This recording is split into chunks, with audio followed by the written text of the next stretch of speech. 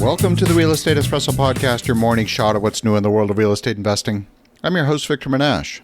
If you're loving what you're hearing on the Real Estate Espresso Podcast, go out and tell 2 friends today. Show them how easy it is to subscribe to the show. The Real Estate Espresso Podcast is available on more than 20 different platforms. Wherever you listen to podcasts, you're sure to find the Real Estate Espresso Podcast. Go spread the love around. Why keep all this goodness to yourself? On today's show, we're talking about how to navigate economic cycles. In a rising market, everyone looks like a genius. The rising tide lifts all boats, and celebrations abound each passing month. Some of that is real wealth creation, and some is paper wealth that might take a very long time to realize. We're absolutely in a destructive environment for many on a global basis. At the same time, we're experiencing supply-side shocks to the economy, and our government and central bankers are trying to tame inflation by increasing interest rates to reduce demand. The problem with this approach is they're treating the symptoms and not the root cause. After decades of growing global food supply, we're experiencing the first year in a long time in which food insecurity is happening right now and will translate into starvation for millions of people in many parts of the world this year. It's not just one thing. The war in the Ukraine has removed 20 million metric tons of wheat from the world market, a significant percentage of the total world supply. Ukraine provides enough food through its agricultural production in a normal year to feed 400 million people, about 10 times its population.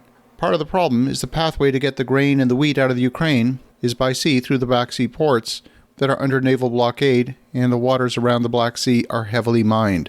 It would take about 2 million trucks to get the wheat out of the Ukraine by truck, or a similar number, 2 million rail cars to get the wheat out by rail, and clearly neither of those are going to happen in an active war zone. Normally, 15% of global corn and 65% of global sunflower oil goes out through Black Sea ports. In addition to that, the embargo on fertilizer coming from Russia will reduce crop yields around the world. The global supply of fertilizer cannot adapt and replace the shortfall in the short term. The consequence is a bushel of wheat that last year cost $674 is now selling for $1,242 in commodities markets, nearly double the price of last year's crop. Layer on top of that the higher cost of transportation necessary to get both the raw ingredients and the finished product to your dining table. People need food, and they need a place to live, and clearly food prices are going to climb regardless what central bankers do to interest rates. Now, people still need a place to live. We went through the economic cycle of the Great Recession, and we started building new construction in the depths of the Great Recession. At that time, back in 2011, 2012, you could buy property for much less than construction cost. On paper, it would suggest it wouldn't make sense to build anything new. Why would you build anything new in that environment? Well, it took very conservative underwriting to design projects that we considered would be financially viable. We were definitely going against the trend because the rest of the market seemed to have stopped construction. And since there was so little new product coming into the market, we were delivering into some seriously pent-up demand. Now, an interesting thing has happened during this economic cycle in real estate. We have not lowered our standards for underwriting in order to meet the more competitive market environment. We know that economic cycles happen.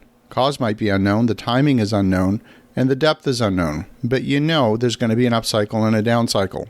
Anything you do in the world of real estate investing has to be designed to span economic cycles. When you build a building or you buy a building and you sign a loan agreement with a 25-year or 35-year amortization, you know there's going to be a recession during that period. There might be 3 recessions or maybe even 5. Nobody knows how many, but you better design your project to survive those up and down cycles. Now, we fully expect the demand for new single-family homes to decline this coming year. We're still moving forward with development of several residential subdivisions in multiple markets. New homes will still be needed in the future. I can't tell you exactly how many homes and by when, but I believe that demand will not evaporate altogether. We've not lowered our standards of underwriting during this monetary expansion that we've experienced over the last several years, and we don't plan on making huge changes to our conservative math either, despite the negative outlook. We do expect economic cycles. We expect good times and bad. We expect inflation, both the positive impact to investors and the negative impact to consumers. And when we have a large-scale land development project that's going to take more than a decade to develop, then of course we're expecting a down cycle somewhere in the middle. As you think about that, have an awesome rest of your day. Go make some great things happen. We'll talk to you again tomorrow.